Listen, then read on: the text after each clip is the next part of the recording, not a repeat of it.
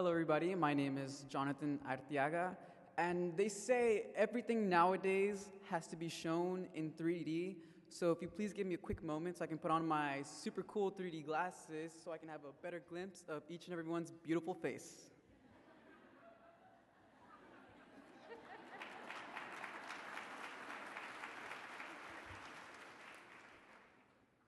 Now I wish I would have gone to the restroom before I came up here. Good afternoon, ladies and gentlemen. Today's learners are tomorrow's leaders. No statement can be more exact than this one because it's the simple truth. But behind this statement lies untold stories about students who came from hopeless pits to the light of education.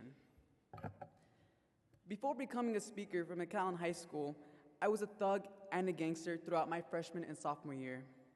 I represented the hood because I wanted to feel accepted. I wanted to feel important, but I looked for these things in all the wrong places. You see, I surrounded myself in an environment that taught me to believe that education was impossible and that college was such a fragile dream that if I even thought of it, it would disappear like a vapor in the wind. One day, my counselor, Paige Cisneros, called me in to speak to me about the AVID program. She'd said that it was going to be a challenging class, but she had faith that I could handle the class, and by joining, it might change my life. Gosh, was I lucky. I remember my first day walking into my AVID classroom and saw all the chairs in a circle. As we all took our seat, my AVID teacher told us all to state our names, followed by some other things. I couldn't help but think that it was a little too similar to a rehab.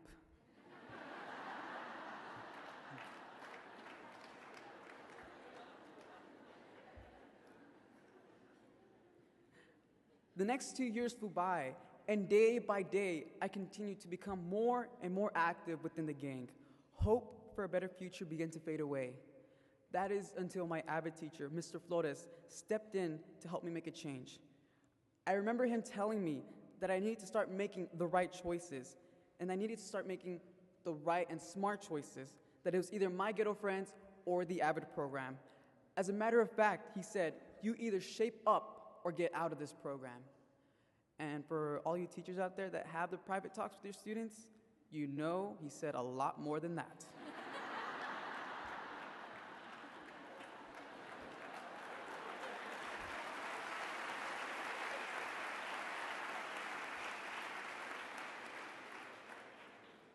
Now, it wasn't so much about being out of the program.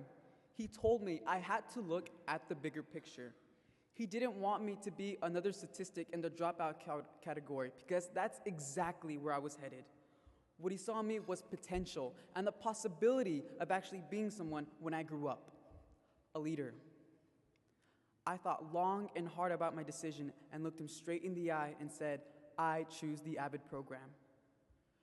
Joining AVID is probably the best decision I've ever made because it has helped me to go out and take chances and to have fun with the experiences I pick up along the way. It has taught me that true education is not received, ladies and gentlemen. It is achieved.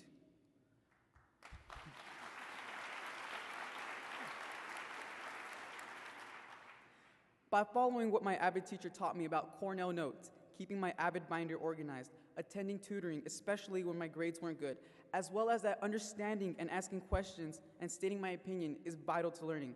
I've accomplished things I never thought were possible. Now check this out. I was in cross country, wrestling, the Mackay Singers, performing in dinner shows, in choir, taking AP classes, English, world history, American history, college telecommunications and networking, government and economics, dual enrollment. I was president of the largest club at Mackay, possibly the Valley, which has over 200 members, student of the week for Channel 5, student of the month, and scholarship recipient for the Rotary Club. I'm in the top of my class and graduated as a tech prep scholar, a youth leader at Calvary Baptist Church, a member in the National Honor Society, and a student speaking to you today.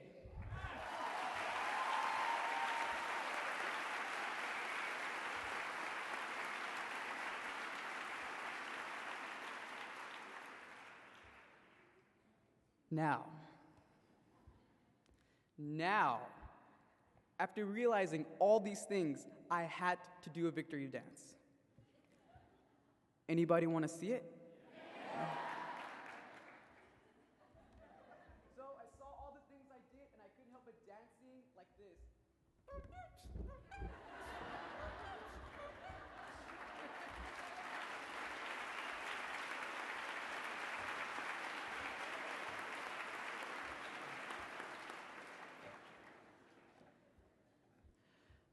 Now, I didn't say all these things to make myself look good, because it's not about me. It's about the students in your school who will one day become our future leaders. All you have to do is plant that seed of hope and motivation into their heart. You may say that it's too hard and that the student is impossible. Well, if Sal Flores, against all odds, stand up for me and take his time to mentor me, then I know each and every one of you in this room has that ability. I say that you have to believe before you can see. Now, if it's okay with y'all, I would ask Mr. Flores to please stand up. This is the man that changed my life. He believed in me before he could see results.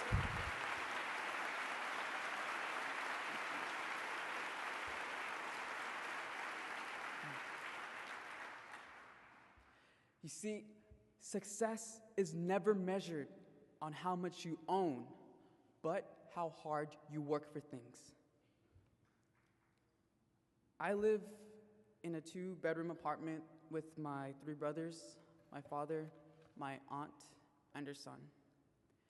If you count all of that, you get a total of 7 people. 7 people in a 2-bedroom apartment.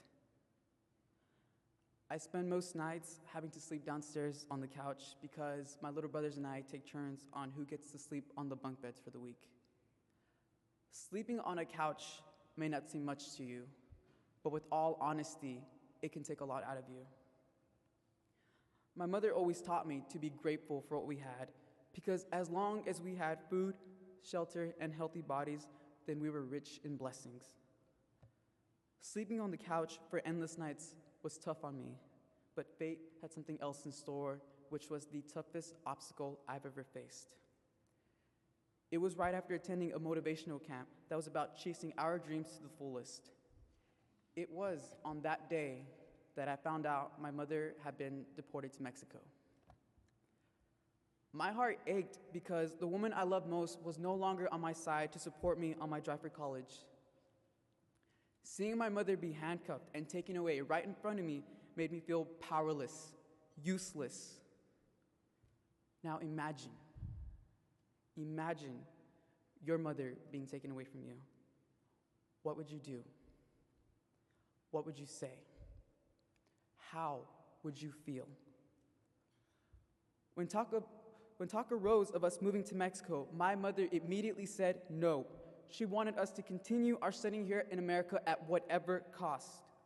School became harder than ever, but when Mr. Flores and my AVID family found out about what had happened, they pulled closer to me than ever before. In my AVID class, there is no such thing as me. There is only we. We all support each other when personal conflicts come. Thank you. Thank you, my AVID family. Now, my hunger for college is stronger than ever.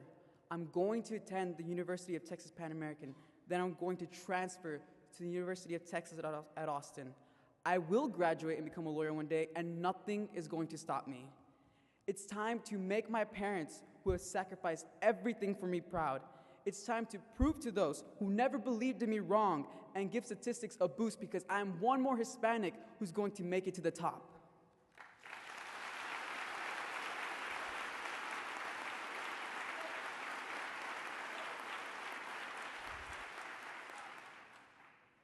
I used to believe I had no hope, but today I believe more than ever I have a purpose for living. I refuse to waste my time or energy on thoughtless doings or degrading thoughts. I know what's most important right now, and I will continue to give it my all. I am not finished yet. Therefore, I will continue to run my race with my eyes on the goal, not on the sideline or on those running next to me. When times get tough and I get tired, I won't back up, back off, back down, back out, or backslide. I will not quit until this race is done.